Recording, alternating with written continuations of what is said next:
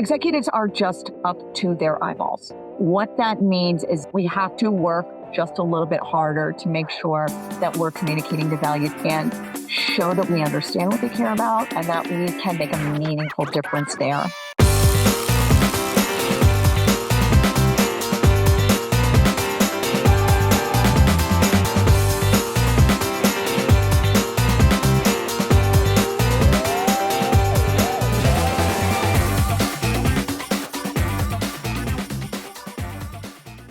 Great to be back together with everyone listening and watching this episode of the Industrial Growth Institute podcast. The goal of this podcast is to provide provocative ideas and often actionable tips for owners and executives in the industrial manufacturing and distribution space.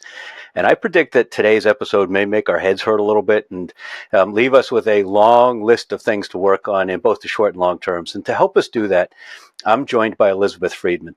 Elizabeth is an expert in executive performance, and she's the founder of her new company called eSuite Leader. It's a leadership advisory firm that helps executives lead great teams and organizations and shows the best leaders how to get the executive suite, how to get to the executive suite and how to thrive there.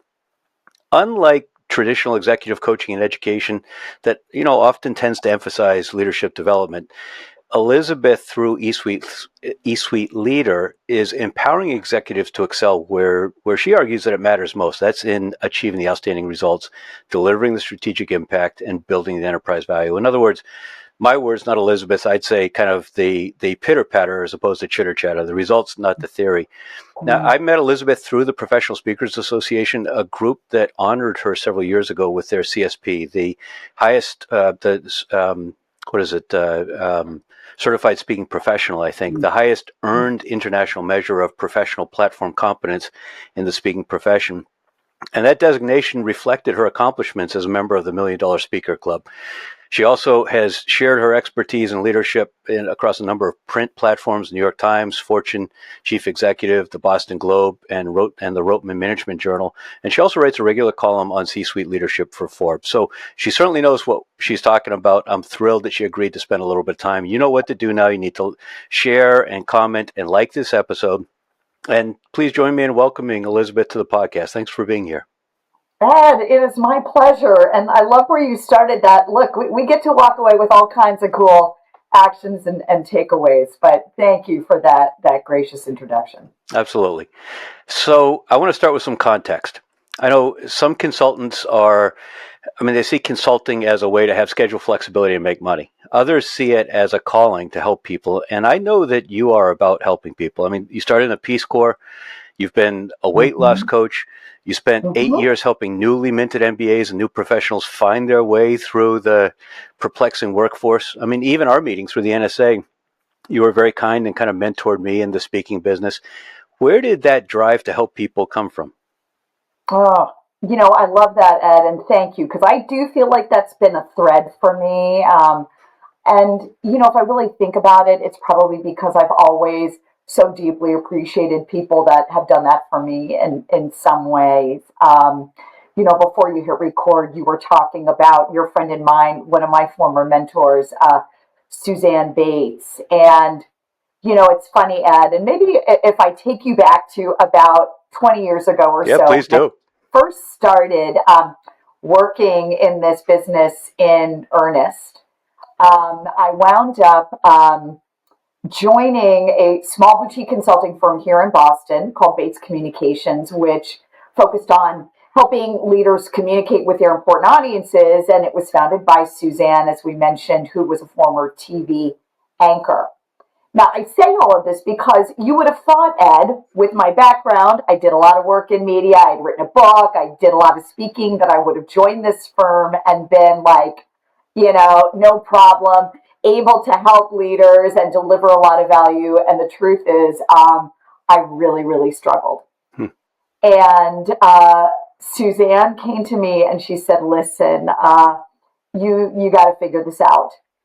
And what was happening for me, Ed, is what I think happens to a lot of folks. And I know we'll get into the conversation about what it really means to work with C-suite leaders, to have to sell and influence to them. But what was happening for me at that time was like this story in my head that I think is actually quite pervasive inside organizations and companies. And I kind of liken it to, if you picture like Dorothy in The Wizard of Oz before, like Dorothy, I don't know, got her power, maybe like the first half of The Wizard of Oz, Ed, where she could not string a sentence together and, be able to have an impact with the wizard. That was me.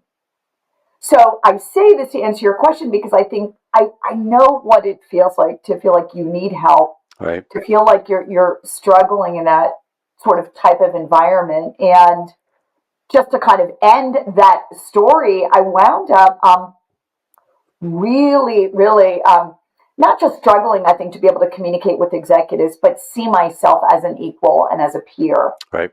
And so one day I remember meeting with a CFO, and he worked in one of those offices, like you open the elevator and like you're in the office. Right. It was very fancy. I think I was probably very awestruck and, again, anxious. And I will never forget this, Ed, because he said to me, hey, Elizabeth, this is not Oz. I am not the wizard. Kind of divine, right? Words from him. But Right. also, so are you going to help me or not? And so when we talk about helping people, being driven by help, I think help can come in sort of interesting packages and in ways, but that was a huge helping moment for me. That conversation became instrumental, not only because I thought, right, like, you're not the wizard. And by the way, you and I are just two professionals trying to help each other solve problems, do good work together, but also that, like, are you going to be able to help me? Right. And really having to think about, frankly, I think I was a little defensive, like, of course I can help you. But I think appreciating that we need to sometimes be told, right, that we can help, understand what our value is and how we can help our customers and our clients. And so I think that's what I've always loved about consulting and about this work. It's being able to do that, but also myself having to really learn how to do that Right. in a way that adds value and can help our clients and the people we get to work with. And it's interesting you tell that story because you were hardly an amateur. I mean, you had serious business consulting chops at that time. You'd already worked at Accenture. You'd been an MBA professor. You'd run your own consulting firm for a long time. And then I guess through 20 years with Suzanne, and then once the business was sold, as you kind of led that practice, working with companies like Disney and Intel and CVS and Under Armour and Boeing, serious companies and serious executives. So, I mean, I think it's an interesting journey you've been on, and your point about believing you belong there, not in kind of a woo-woo sort of a way, but, saying affirmations and pretending, but actually fundamentally believing it, I'm sure is something we're going to talk more about. What do you think that people most misunderstand about coaches and consultants? Well, I think that maybe back to the woo, that it's not grounded in really being able to drive serious business results. And I think that's why it's so important any consultant, and I know, Ed, this is the work that you do day in and day out, right, with your clients, but really being laser focused on, like, what do you actually get paid for? What are the results you are accountable for? What is the value that you are expected to provide, that you are providing? How do we continue to do that? So I think the more coaching and consulting can link to that, the better. When it feels like it's fluffy and it's in a corner and it's not really connected to the things that leaders really are accountable for and have to deliver, it loses value quickly. And I get that. I mean, I'm the same way. It's like, look, we all have a job to do. So the work has to connect to that. Right. And so that's hopefully what it does do. So you worked with senior leaders, you worked with junior leaders, and you started all with a very fine liberal arts education. There's a lot of debate today about the value of that background. Sometimes parents are debating whether they should invest in it, or in the course of advising their kids whether it makes sense. Companies debate whether they need to be hiring for college degrees anymore. What's your opinion, having the benefit of retrospect and watching the way a number of organizations work right now? What's your opinion on the value of liberal arts education? Oh God, you had to bring up my French degree, didn't you?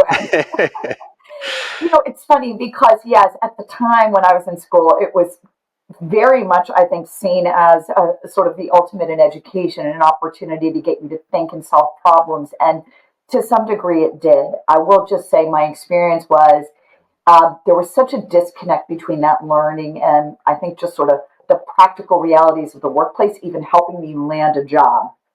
And so I think, well, certainly there's a lot we can take from that experience. If it doesn't have those elements, like I'm out. And quite honestly, I have kids. I know you're a parent, Ed. And so when I looked at even schools, colleges for both, I two boys, both of them, I really paid very careful attention to the connection between what they're learning and again, that practical sort of grounding, the orientation to how we understand how this applies to the world we're in. And I think when we don't do that, we do a disservice. And so whether it's under a liberal arts umbrella or something else, if it doesn't have that, it's just a waste of time and money. And so if you're advising a talent manager, if you're advising a CEO on the talent strategy, do you recommend that they look for those kinds of academic credentials? Do you recommend they ignore them, or is it immaterial to other factors? Well, I'll tell you what I am seeing now is much more of a focus on skills. Okay. And being able to really look at not just current and future strategy of our company, what are the skills that we need, not just for today, but for tomorrow. And then I think using that as kind of a North Star or an anchor that guides a lot of those talent decisions and discussions. I will tell you too, Ed, done a lot of work in the past around succession, particularly executive succession. Right. So think about, your clients, your customers where, right, we've got a CEO transition. We certainly are looking at that multidimensional picture, but it's far less about degree or credential generally. Right. And look, as you would imagine, much more about the breadth and depth of skills that take us to the tomorrow. And of course, that is a moving target. Beyond just prompt writing. You said it, my God, right? That long English essay. But yeah, and by the way, when we start to talk about, though, speaking with executives, really having impact, because I don't want to totally throw our liberal arts friends under the bus here.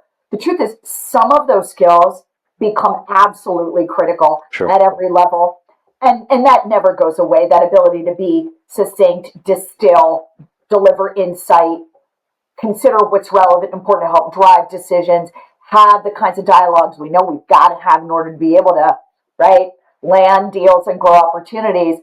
All of that, I think liberal arts can provide a very strong foundation. But again, we've got to see those links. So it's not like I'm just reading Shakespeare like off in the corner. I understand what to take from that so that I can bring that into the workplace. Makes sense. Now, you've got a lot of experience across generations, and you've worked with younger people, you advise older people on working with younger people. I think probably about a year ago, the Wall Street Journal had an article that talked about how simply receiving an actual phone call can induce a physical reaction of stress among some younger folks in the workplace today. I mean, what do we do in business? How do we help bridge those gaps? I mean, even educate rising generations on how to have what we might just call a business conversation. Yeah, I mean, it's like vastly different experiences that we see. And I think, there's this piece of what we think people should know. Well, you should know how to talk on the phone. You should know how to do these things, whatever the case may be. And the reality of what someone may have been raised in, or whatever environment, the kinds of technology tools, whatever was available to them. So I think there's the school of thought that says, you meet people where they are, and I am of that school of thought. And so I think, right, recognizing the kinds of skills that our new workforce is coming in with, and really being able to build that curriculum and supplement where that's appropriate. One of the things I'll just add to that, if we talk about mentoring, and you didn't raise this directly, but I think, there's so much opportunity to learn from newer generations coming in versus why don't they know? How come they don't get it? And God knows I've said all those things too. So I'm looking at myself here, Ed. But I think really being able to appreciate what's unique, what they are bringing, and how do we better, I think, uncover that and frankly just build that more into the fabric of the workplace, because there is huge value there. I mean, it's a small example, but you mentioned me starting my business. And don't think, Ed, I'm not talking to my son every other day. This is my younger 18-year-old about social media and digital. I mean, there's just a lot to learn. And Right. so there's an opportunity there too. Yeah, I was talking to, I think, a 50-year-old yesterday, pretty sure 50, solid Gen X, told me that the best way to reach them was through an Instagram DM. Not email, Mhm. not phone, Instagram DM. And Right. I mean, if we're selling to people, if we're managing people, if we're working for teams, it's a challenge. I mean, if we think about the CEO, we know the CEO's job is to allocate resources, to guide talent, to guide strategy, to work with the board, to have a clear purpose of the organization and convey that succinctly and repeatedly till it sinks in with everybody. And I don't know how you do that with a text message or an Instagram DM, particularly at scale across an organization. I just, Yeah. I don't know how we do it without projecting our preferences onto them, but also expecting them to kind of participate in the business in a different sort of a way. Yeah, I think the word preferences is a good one though, Ed, because I go back to even when we were working from home and trying to develop sort of hybrid work models. And there was what we knew and understood from research, and then there were the preferences of senior leadership and what they just believed or felt was important in terms of culture, right? Right. And so, not to dredge up, I think, a lot of those discussions, but I think that continues to be, I think, something particularly for senior leaders to be aware of who are in positions to be able to drive and dictate the forms or channels of communication we use, the norms within our workplace. It's being able, I think, to open the aperture and also, right, as part of how we do inside companies to define our culture, educate those that come in. I mean, all the things that we know is to also indicate where, yeah, and this is where we will bend and this is where we will not. Right. And I think that can be part of the learning and experience of what it means to be new inside an organization. But right, these are the things sometimes I think we expect people to know. We get frustrated when we don't, they don't, we're not necessarily equipping them. And so for those that are also selling to that audience, obviously there are real implications there too. Are you an advocate of the technique of creating for my direct reports, for instance, creating a user guide to Ed that I share with people when they work for me, so they understand how I think, what's important, what flips my switch, how to communicate with me, how to prioritize those kinds of things? Do you recommend people do that?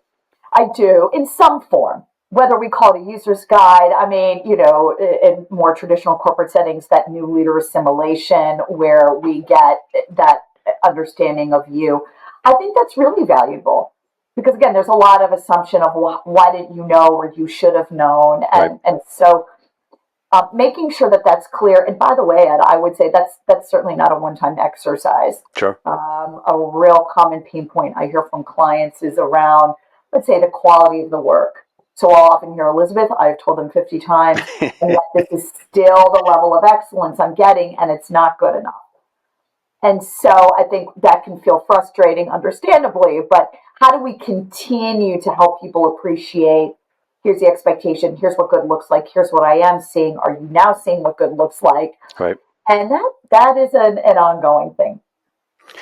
So what's not ongoing is your long time with Bates and the successor company. A couple months ago, you took a big leap and you went out on your own. You founded eSuite Right. Leader. What prompted that?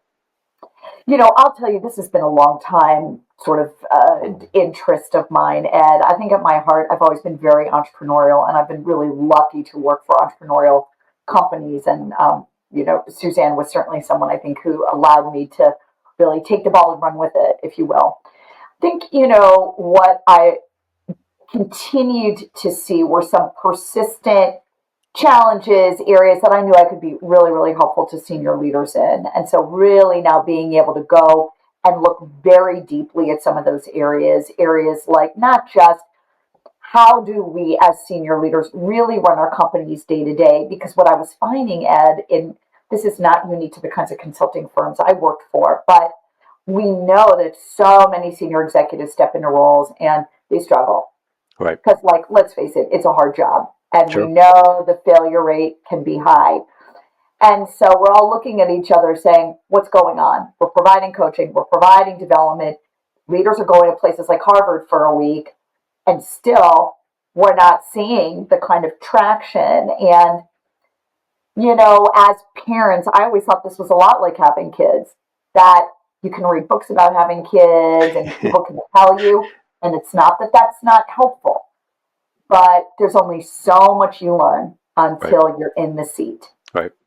And I think for me, it was being able to be that person once someone's in the seat, to be with you as a team, with you as a group of leaders, as a senior executive running an organization or a division,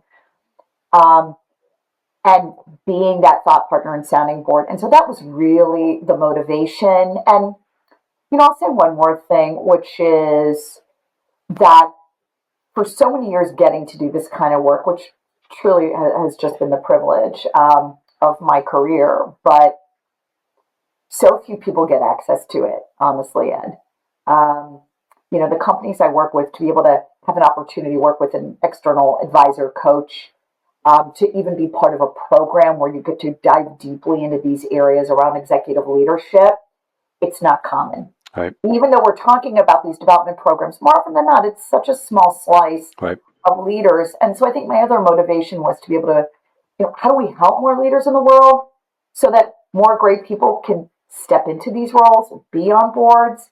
We want the great people leading our companies. And so much of this are just skills people can learn. And so I think that really became the driving force for me, is how do we get more of this information into more hands of more people?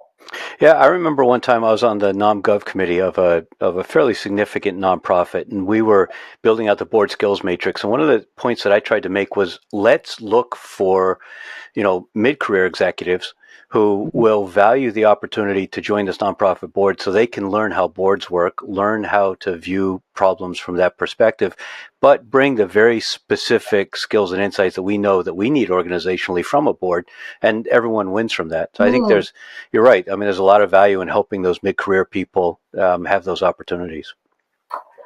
Yeah, and especially you talk about board, so many of the leaders that I work with, they are coming towards a point in their career where they are in very significant roles. They have tons of value to bring. And so, just as where we started, I think they want to be able to bring that value and help organizations, help nonprofit, as well. And so that's just an invaluable set of skills for leaders to develop. So we're going to start to dive deep into the meat of our discussion around how executives make decisions, how we sell to them, how to have serious business conversations.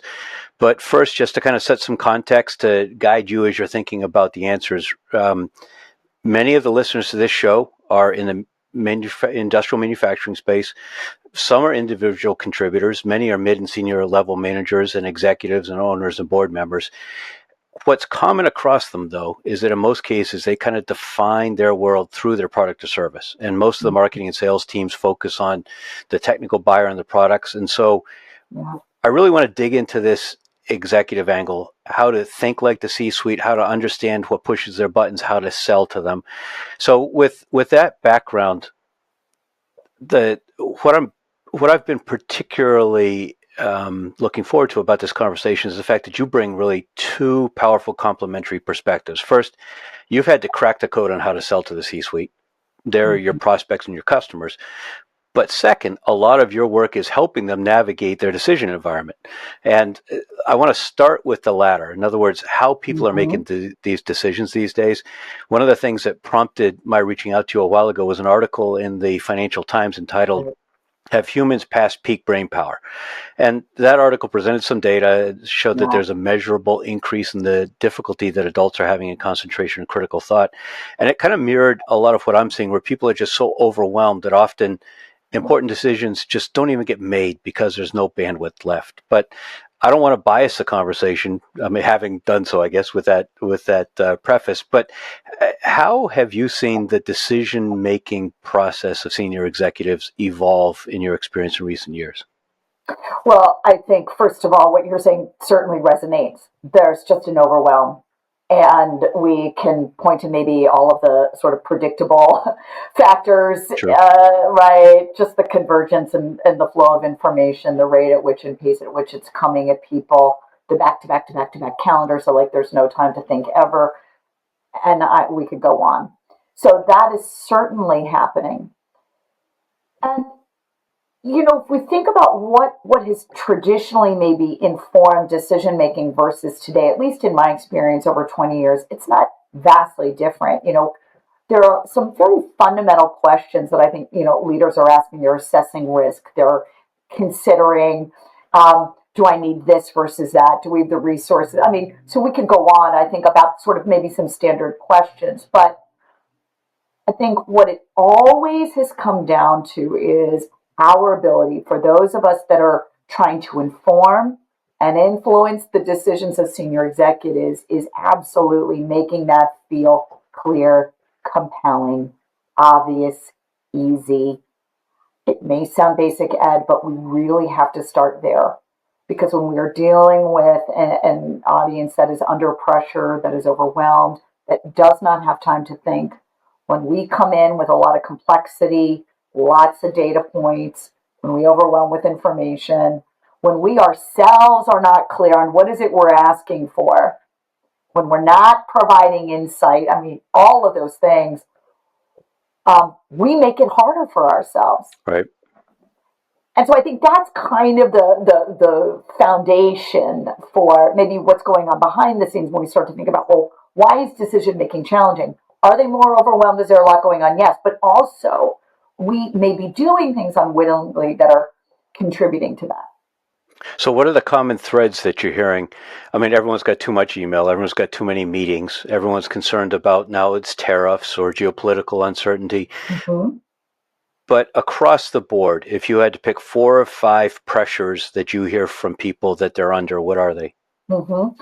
Okay, well, so I just think risk and uncertainty. Okay. So let's just start there. We understand that, but that has come at such a level of frequency and volatility that the amount of bandwidth and mind share it has taken up, it's like, oh, let's add that to the list of the 900 other things. And so I just don't think we can underestimate how significant that is. Yeah, are they black swans if they happen every 2 years?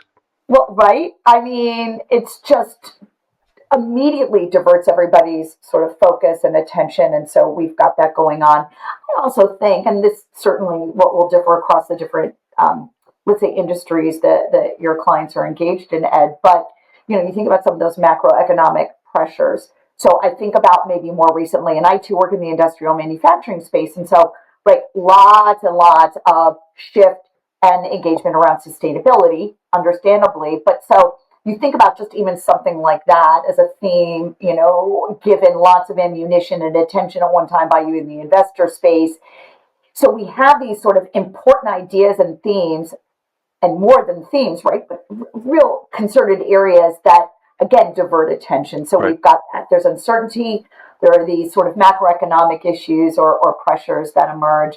We've talked a lot about talent. That is huge. Talent all day long. I hear about, workforce planning. Do we have the right talent? Do we have the right pipeline of talent? Do we have talent for the future?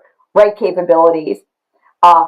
Technology would probably be the last. So this is certainly not in order of importance, but I'm like, and here we go with another conversation about AI. Right. But I mean, I think... Well, and then cybersecurity on top of it. Well, for sure. So, when we look at surveys of what do CEOs think about and what keeps them up at night, it's certainly a lot of concern around being able to drive the kind of transformation and change rapidly enough, confidence in their ability to do that, and in their workforce's ability to do that, given some of those elements that we've been discussing. And so those that are successfully compensating, what techniques do you see them using to deal with this uncertainty and this confluence of almost intractable problems? Well, I mean, okay, so there's what's maybe not working, but certainly an attempt, which is continuing to try to stay one step ahead, stay well informed. And so I think when they've got partners that can come in and very quickly give them not just a point of view and pontificate, but action. Right. Yes, this is what happened. This is what I would be thinking about in the next 72 hours, 2 weeks, 6 weeks. I think helping them think through that is one thing that I've seen and is effective. Okay. I think, to me, that ability to be then that much more discerning. So I think there's just a lot of appreciation for, look, less is more. We cannot do everything. And so I see lots and lots of meetings. I lead these meetings too with teams around, right, helping us really prioritize, focus on those 2 or 3 most meaningful things. Just got off a call, Ed, with an operations team before this conversation, spending an hour really trying to think about, out of the 20 problems we have to solve, right, what are the 2 or 3? So I think the prioritization. And the last thing I would say is scenario planning. I just see Tabletop kind of stuff, or just more general thinking? around scenario planning. Yeah. Well, I think, to me, that's very business or situation specific Okay. that I've been seeing. But I would say, and recognizing that that's just a core capability Right. that needs to get strengthened. And so we could talk about, I think, elevating, let's say, digital literacy, AI literacy. Yes, there are things like that too. But I think that more ruthless prioritization, actionable insight that they can really sort of take to the bank right now. Right. And then, of course, that ability to prioritize, because, again, that flood of information and more coming every day. And so, Yeah, and how do all we of this just contributes. It contributes to that tyranny of the urgent, as the saying goes. When yes, with the CEO and senior executives, well, the CEO at least needs to be thinking strategically, needs to be thinking about resource allocation and what things look like 3 to 5 years. And maybe their operations executives are more dealing with the pressing issues. But I don't think the CEO typically has latitude to think like that anymore. Everything it's happening tomorrow, it's happening next week, it's happening before the end of Q2. I mean, everyone is just responding now. but I think that's where we separate, right, the good from the great. It's Okay. those that are somehow able to still be the calm in the storm, underreact, I would say, appropriately, um, continue to help define and role model what proactive leadership looks like. So it's not always reacting and responding. Of course, sometimes we have to do that, certainly. And so I think, right, those leaders that are able to exhibit, I would say, those superpowers, Right. even just, let's make this simple, cut through the complexity, provide actionable ideas. All those things are just like magical words right now to our leaders, because, right, otherwise it's just everybody gets caught up in a little bit of that swirl. And so to be that calm voice of reason is a huge advantage and really, really valuable to leaders. It used to be that in sales we would talk about the decision maker, and people still use that term, decision maker. It used to be the person who owned the P&L, who owned the consequences of their decision, who would write the check and deal with whatever happened. But now increasingly it seems that decisions are made by committees. We've moved past, there was an intermediate stage where people solicited input from a variety of stakeholders. And now we've kind of moved past that to, in many cases, just deferring decisions, whether it's because they're overwhelmed or to avoid accountability. The statistics in complex sales are that up to 40% or more of sales opportunities end in no decision, where nothing is done. How do you see executives balancing input from committees and team members versus seizing that executive decision-making responsibility and saying, for better or for worse, the buck stops with me, this is what we're doing? Wow. I'm still kind of struck by that number, Ed. And to me, I'll tell you where I go is just, um, right. So therefore are these priorities.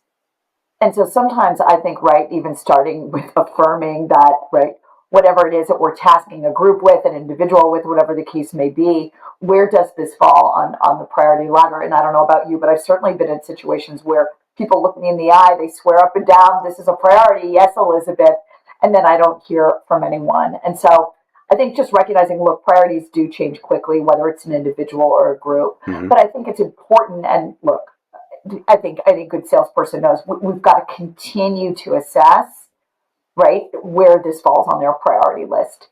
And just that, as I said, that is a moving target. So I think that's an element of this. I also think, my attitude is, and I'm not sure if this is directly answering the question, Ed, selling to a group, I've always appreciated. Really? Because my I feeling think you're is, the only person I've ever no heard kidding. say that. And listen, I don't pretend like it's a hassle and a half, right? You're herding cats and all of the things. But the truth is that we know whatever it is that we're selling, more often than not, there's an opportunity for a lot of enterprise value, a lot of enterprise impact. And so I find if that's going to be the case, I need a bunch of people, even before this thing rolls out, launches, or starts, championing it, seeing the value in it.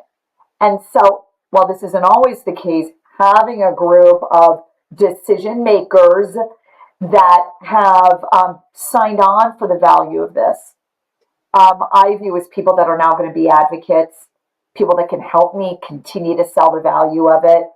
Um, and so, listen, no question, there's a lot to be said for one person. You get a contract signed and you're off to the races, and that's great too. But um, sometimes it can be helpful to have a group of people that are right there with you, shoulder to shoulder, from the very first sales conversation. So that's an interesting perspective, and maybe I've seen it go sideways so many times. I'm just kind of Right. cynical and Look, jaundiced. I've had that too. So, yeah, I keep coming back thinking about Kahneman's research, though, where he talks about essentially the outcome is that we can't be wrong if we do nothing. If we do something, particularly sure. something that some disagree with, we've got a real challenge. If it works, we're just doing our job. Yeah, It may not work because some of those who were opposed to it actually kind of work to sabotage it. yeah, And if it just outright fails, everyone's going to recognize that, yep, I'm the one who decided, I'm the one that screwed it up. yeah. So there's this, it's not just trying to help the organization, it's avoiding all of the negative consequences that seem to come with, quote unquote, making a mistake these days. That's right. Well, listen, there are certainly plenty of places to hide in that process. Right. And so I think if certainly that is the reality for a lot of us that we are selling to those committees, then we have to just become that much more astute at um, setting and maintaining, I think, accountability, expectation. Again, I think these are things that good sellers do. Maybe they do just naturally, Right. but I think putting some intention around um, how do we want to maintain that? And listen, in practice, sometimes that looks like many, many more meetings, phone calls, one-on-one, all the things we do to keep a group of stakeholders aligned. And again, I guess keep them here, but really keep them there throughout Right. that journey. Not easy. I would contend that there's been a decline in both organizational and societal accountability. I don't know. Maybe it's just me being a Gen X, having that sarcastic perspective and coming from the military, or maybe it's actually the corporate equivalent of gentle parenting. Where companies are afraid of employees. Worried Yeah. about how somebody might write about them on Glassdoor. Do you get the sense in conversations that there's a concern about and not making sure that we're taking care of our employees? We want their opinion so we know that we're taking care of them, but more Mhm. just kind of this worry that they might not like us. Oh my gosh. It's funny you're saying this, Ed, as a Gen Xer too. I hear about this all day long. Or maybe I'm hearing what I want to hear from the things, but just consistent, persistent challenges around how do I create that sort of shared ownership and accountability. What's interesting is the different forms, I suppose, that takes. So, for example, think about an executive team. I was meeting with a team maybe a month ago, and the mutual accountability was not there. Right. And so you had leaders, and we see this all the time inside companies, who are thinking like owners, who are thinking about the enterprise first. And then we have some that say, what does this mean to me? And I got to worry about my function or my area. Sure. Companies that have multiple sites and it's every site for themselves, and Right. we can go on. So some of this is kind of, I think, structurally how we want to set up our organizations and how much we want to empower. Um, so we're seeing, I think, accountability for what's best for the company. And so but that exists at every level. Right. But I think it certainly starts at the top. And along those lines, Ed, I think helping people, just going back to like, yeah, here's how you talk on a phone and here's why you have to do that. Here's what enterprise thinking and enterprise mindset looks like at this company, at these different levels, and how it gets applied in these day-to-day contexts. So we can really start to see clearly, yeah, I'm really not thinking about the company right now, and how do I start to shift that? And it gives us, I think, a way to get at accountability that may be a little more practical Right. and frankly helpful for leaders that are trying to instill that. All right, so let's shift to the sales side of it. You sold to the C-suite for years. What Still do, Ed. I'm Still sorry? do. That never goes away, right? What do you think are the keys to success there?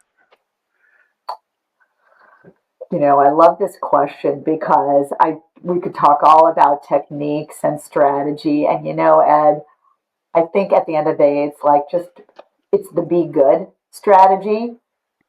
Just really try to do a good job for your clients.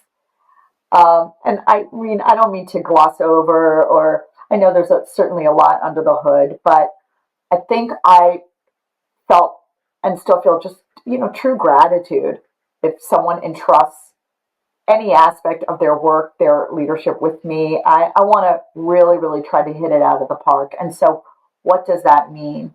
I mean, all the things that, hopefully good professionals know and do, but I think underneath it, I wanted them to know I understood what mattered to them and had a way to help them get that. So once you're in the middle of the sales process or delivering in your case, your service, I see how that fits, but how do you prospect to them? I mean, they don't have time for everything they need to do, much less consider taking on something new that's not on their priority list and isn't resourced. How do you prospect in that situation? Is it only by referral? Yeah, well, certainly referral is important in this business, and I would say certainly, anyone selling to the C-suite, referral has to be part of that strategy. There's no question. Look, there are the other things that we do to try to generate warm leads. I won't go into all the details, but I think the thought leadership, the marketing, the branding, those activities are important. And so people know, like, yeah, you're actually giving examples that suggest you do know what you're talking about. We have worked with people like me, so we know we have to be able to do that too. Right. I think the way that we understand what matters to our clients, so back to that idea, how do they know that you know what matters to them? Okay. How do you want to convey that? And so I think the prospecting, right out of the gate, we've got to be able to demonstrate an understanding there. And that doesn't mean we have to be perfect. Go back to my earlier example of, Dorothy and the Wizard of Oz and that story about everything's got to be absolutely perfect. And God forbid we get asked a question we don't know the answer to, and a lot of that noise that can interfere with our effectiveness. And I think taking that time, simple though it is, to apply a concept we've talked a lot about over the years, the different firms I've worked with, called 180 thinking. Nothing fancy. It is really just trying to deeply understand, what are our clients trying to accomplish? Right. How have they been approaching that? Asking all of those smart, thoughtful questions, and then letting our, not just understanding of that, but being able to bring some depth and insight to how we would support that in very clear, succinct, simple ways. Because we go back to that overwhelmed audience. Now, every market, every kind of environment, that's going to look a little different. Is it that email outreach? Is it a warm introduction and an initial 30-minute discovery? Is it another form? We can talk about how that applies, but I think that kind of mindset and getting as sharp in that area as you can already is going to put you ahead of like 99% of other people. So I often talk with companies about how they can differentiate themselves, not by their product or service, but rather by how they sell. And that sounds like what you're saying. Yes, that dialogue. Right. That dialogue. And I think being able to come in and, it's the non-selling sales strategy that I think is very important. It's all those behaviors. Again, I'm listening, I have curiosity, I'm asking thoughtful questions.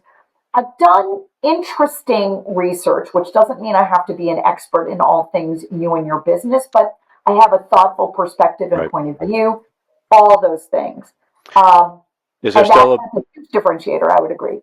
Is there still a place for golf or lunch in selling to the C-suite? Or relationships important? Well, yes, although it's funny, I haven't seen as much of that, certainly in the beginning. What's interesting is I have seen clients do incredible things with clients, golf events, travel, breakfasts, and those can all be, I think, wonderful elements. But to me, that's a step two or step three. Right. Step one is show you understand what matters to them and help them get it, deliver value, and be able to, I think, as I like to say, do they value that value, right? Continue to affirm that what you're doing is providing something that's meaningful and important to them, so they don't just buy from you once, but they continue to. But I think that those first months are just everything to me, Ed. It's got to feel seamless. Right.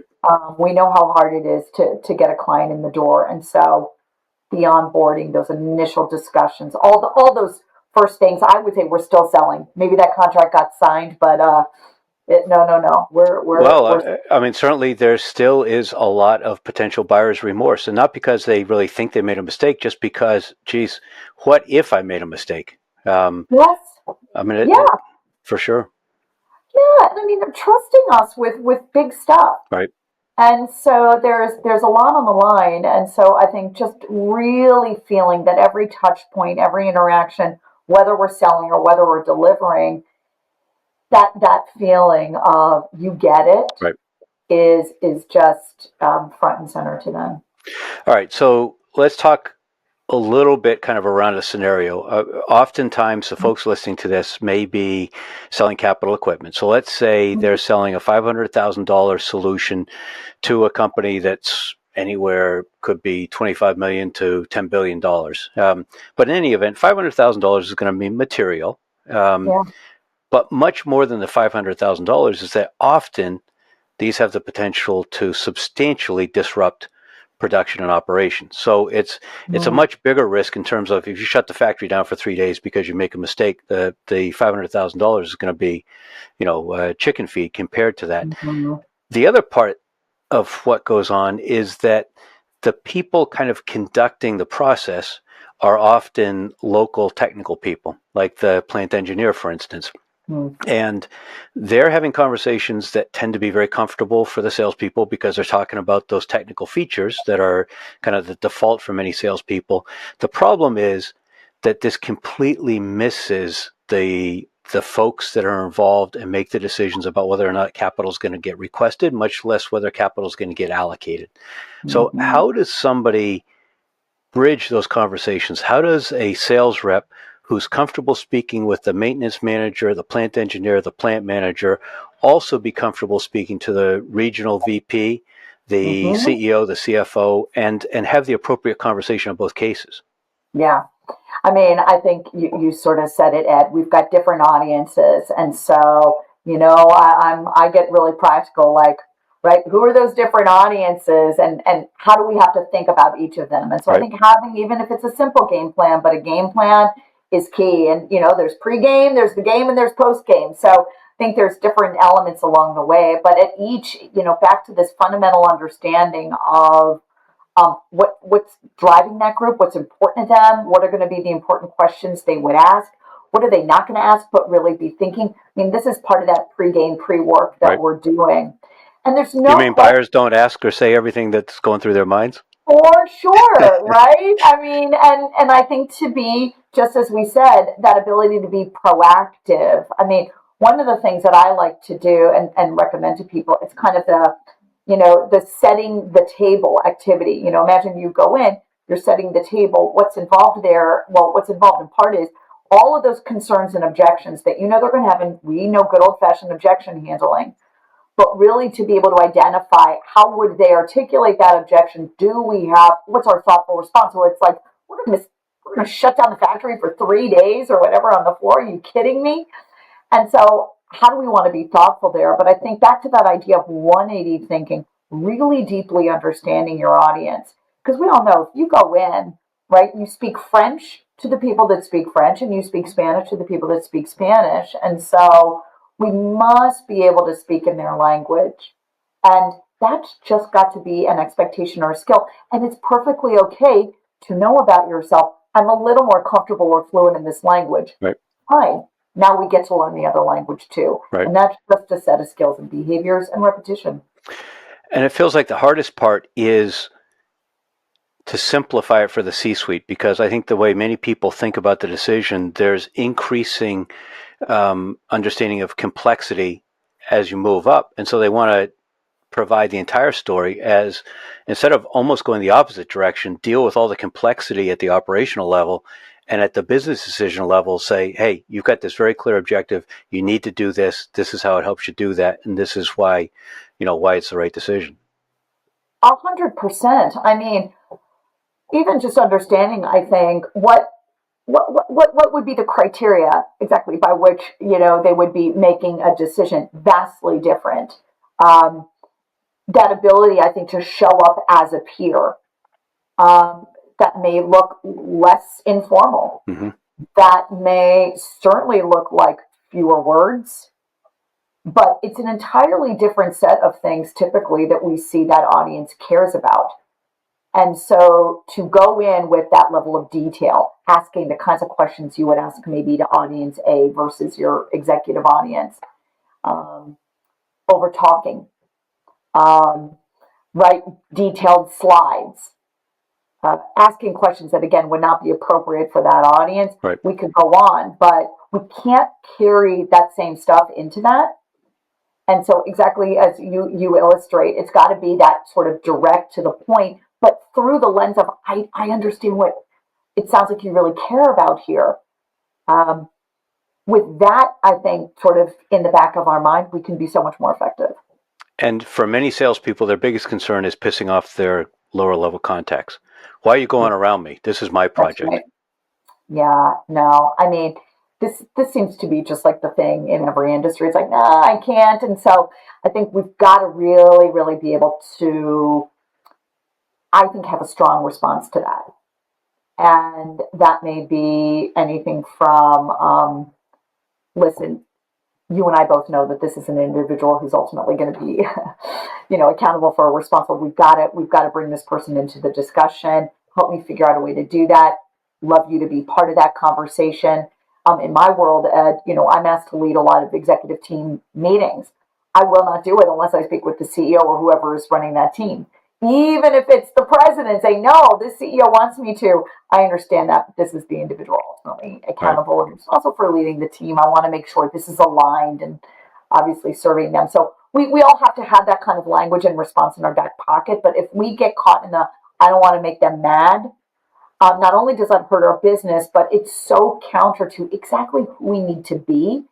And there's what we say, there's the practices, but there's sort of an identity shift too, Ed, that I think comes along with really being able to be effective at that C-suite.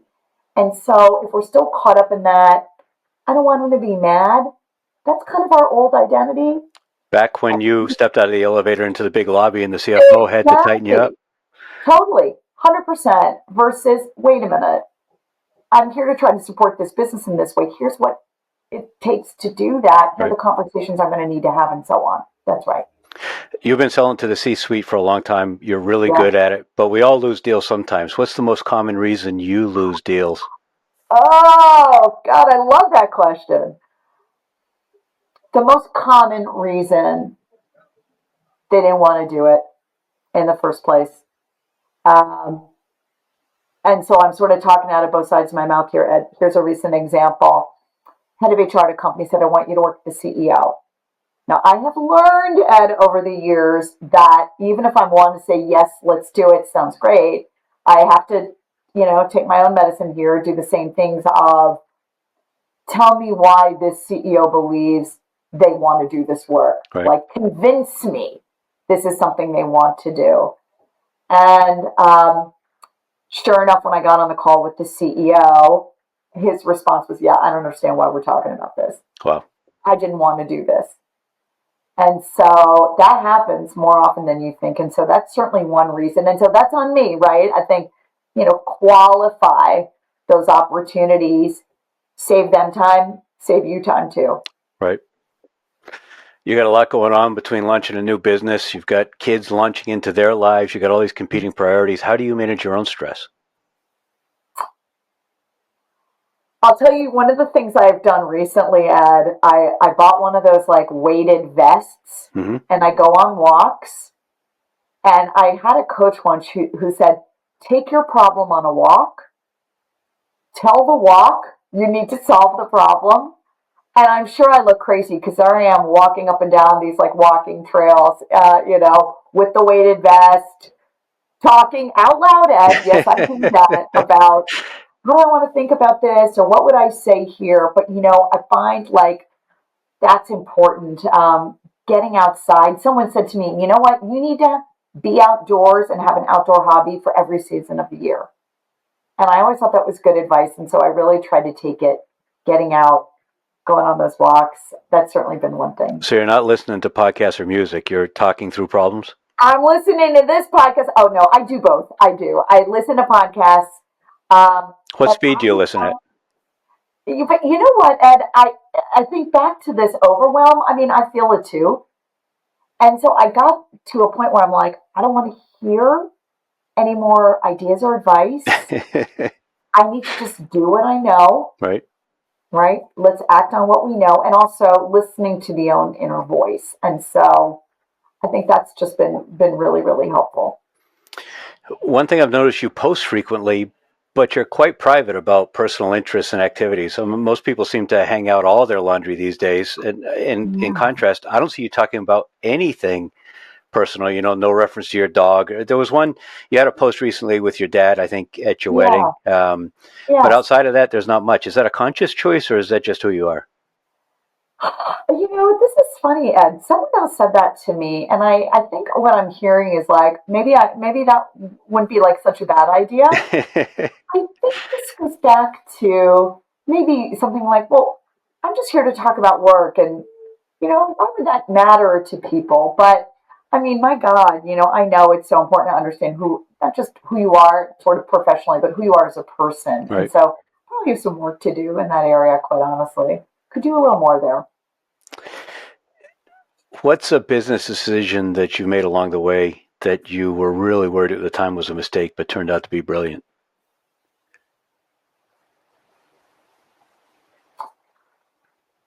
I think the ones that come to mind, Ed, are when, particularly in the moment doing the work. And, you feel sorry for the teams that I would drag into my work projects, Ed, because we would have a game plan. We would know what we were going to do. And sometimes these are high stakes, highly visible types of projects. And I would walk in to the client meeting and I would look at my team and say, we're not doing that. I said, I think this is really the conversation we want to help them have. And I've had a few times where people have said, like, I can't believe you're changing it, and I don't know if this is right. But I think I do trust my instincts there. And so I've tried to just listen to that and not overthink stuff. I think, you can talk yourself out of anything. Right. But I think when I'm able to listen to that usually works out for me. And in all your conversations with the C-suite these days, what are you hearing most that they're getting from the board that's counterproductive?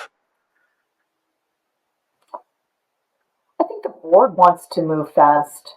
The board will say things. And look, I just came out of a situation recently where chairman of the board pulled the CFO aside and said, hey, please help us help your CEO make decisions faster. And, that was kind of an interesting moment that, on the one hand, sort of trying to do a little bit of a workaround and chairman's trying to bring the CFO in to advance their agenda or view. But I thought it also, to me, showed, do we understand the gravity of some of these decisions and what it must be like to be that CEO and really have to weigh, this is not just, something we make quickly. And so I think giving that CEO the space, frankly, to not be rushed. Obviously, there's a happy medium in there. Right. But so I think that kind of I don't know, temperature around, hey, we got to move fast, sense of urgency is sometimes can look different. And, there's only one person that's sitting in that seat ultimately. All right. So that can be tough. Shifting gears a little bit, many of the folks that are listening and watching this podcast actually run their own companies, and they face many of the same challenges in their everyday work that we've highlighted that their prospects face, that we want to help their sales teams overcome. So how would somebody who's listening know if they're a potential fit for your advisory or coaching? Well, one of the things I would say is certainly if you work or have to sell to an executive audience on a regular basis, that's always, a good conversation for us to have. But I also spend a lot of time, Ed, with leaders that just know they want to increase their impact with that audience. One of the things I'm doing right now is I'm teaching an 8-week accelerated course. There's coaching, there's master class, but the purpose of that is really to help people that know they want to increase their impact, particularly by looking at how they're able to sort of produce results and also how they're able to grow and build trust with their executives. So I think there's lots of ways that leaders who are interested in this work can get support. Certainly, I love working with leaders that are always trying to kind of elevate and up their game in those areas. And is there a particular size or industry of the companies that you work with? So I tend to work with a lot of medium-sized companies to larger size. So companies usually under, let's say, I don't know, $1 billion in revenue typically aren't reaching out to me. That said, I've got a couple of smaller companies that I work with, but a lot of my clients, again, they work in, I would say, manufacturing, technical, also a lot of pharmaceutical clients on different sides of that equation. But I'm pretty industry agnostic. What's more important is that thread of needing to really have to grow and sell their business with that audience. Yeah. So periods of turmoil are often opportunities for step change and growth for companies that can figure out how to leverage them. Do you have any particular advice based on what you're hearing and seeing for business leaders about how to scan for opportunities and how to position themselves to seize them? Well, I mean, certainly if I think about your audience, and no doubt they're already on top of this, Ed, but I think really how are tariffs going to affect our clients? And or our competition. Thank you. That's absolutely right. And so being able to spend a little bit of time and have a thoughtful point of view, but more importantly, like what would we do if we had to help our clients tomorrow? Where would we help them begin? What would we want them to be looking at? And so I would say, if nothing else, being able to use that, not in a, I don't know, I hate to use the word opportunistic, because if this is causing pain for our clients, we don't want that. But I think, but if you go back to the idea that you're helping them, then if they're in pain, they need help. That's right. And I would also say, we never lose sight of the fundamentals, we know our business, we know we can help our clients, and rather than, well, they won't buy or this is going to be hard, I often say, it's just a puzzle. We just have to figure out how. And so I think helping to build that kind of puzzle mindset individually on our teams is just such an important exercise for companies. So we have the kind of willingness to keep learning and trying, experimenting, and just tell ourselves, of course it can work. We just figure out, where does this puzzle piece go, and take that approach. Makes sense. You've got a newsletter that people can sign up for. What other resources do you recommend for further insight into selling to executives or understanding how business decisions are made? Are there blogs you recommend, or books, or YouTube channels, or podcasts, or anything? Well, thank you, Ed. Yes, you can certainly check out the website, because eSuiteleader.com, one of the things on there in addition to the newsletter is a playbook. And it's about 25 pages, and it goes into some detail just about what's helpful to know and understand about working with and being part of an executive team or an executive suite. So I always like to recommend people go there. I write a lot for Forbes. If you just Google my name, you're going to see lots of ideas and articles about that. But, the other thing that I recommend is, really starting to become a student of what good executive communication looks like. Because the fact is, so many of those fundamentals and practices become I mean, there's just, we can never sort of arrive there. We can all continue to grow and develop. And so I would be remiss if I did not talk about Suzanne Bates's book, Speak Like a CEO. I think that's an excellent one that just focuses on a lot of those good practices around how we communicate with the executive suite. I will tell you, I certainly love, a good sales read. But, I find myself drawn more to the books, Ed, honestly, about, I'll say, human behavior, about just how we interact with each other as leaders. And so I think I recommend, continuing to read the books that give you insight into how people really are, Right. which may be less leadershipy. I'm a big fan of, the Mel Robbins Let Them book. I think that's a really nice, practical one. So I think things like that are helpful. And the last point I'll say, I don't know how many of your listeners are Shark Tank people. I never watched an episode of Shark Tank in my life. I have to tell you though, I don't know, something happened and I went down the YouTube rabbit hole, and what an excellent sort of just opportunity to see the good, the bad, and the ugly when it comes to really being able to be effective, make your point, and influence a pretty tough audience. And so I think having just kind of a breadth of tools and information, but so much of this is skill. Right. And so putting yourself in rooms where you can build that skill, working with people like you, I mean, that's really, I think, the key. All right. I'll drop your website link in the show notes. But how do people connect with you? Yeah, I think certainly going to the website, you can always book a one-on-one call if you're interested in more. I am on LinkedIn, and it's Elizabeth at eSuiteleader.com. Reach out anytime. Cool. So wrap us up. 2 minutes on how executive decision-making is changing, the pressures on the C-suite, and what that means we need to really understand about selling to them. So I think executives are just up to their eyeballs. They always have been, but now let's just 10x that. And so what that means is not that they're not going to be able to make a decision. What that means is, right, it's just we have to work just a little bit harder to make sure that we're communicating the value, that we are succinct, that we are crisp, and that we really figure out how to get very, very good at that. And, we can be succinct and crisp, we can get on their radar, but if we're not conveying that we understand what matters to them, that we can solve their problems, right, we haven't necessarily brought that over the finish line. So I think those are the combination of elements. Underneath it all, we have to care about what they care about and show that we understand what they care about and that we can make a meaningful difference there. And, just do it in, a couple of sentences, Ed. No big deal. We can do that.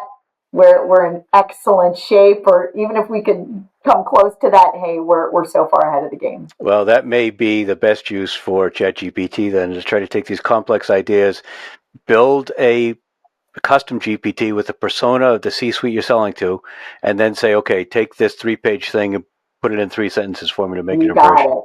That's right. Having all of that, like, sort of, talk track toolkit, right, as I like to call it, and ChatGPT can be your best friend there for sure.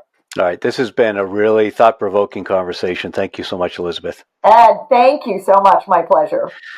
All right. So Elizabeth has done her part sharing all these insights. Now I ask everyone listening and watching, do your part. Drop a comment on what you found particularly insightful. Give the episode a like. Share it with somebody who you think will benefit. And thank you so much for tuning in for this episode of the Industrial Growth Institute podcast.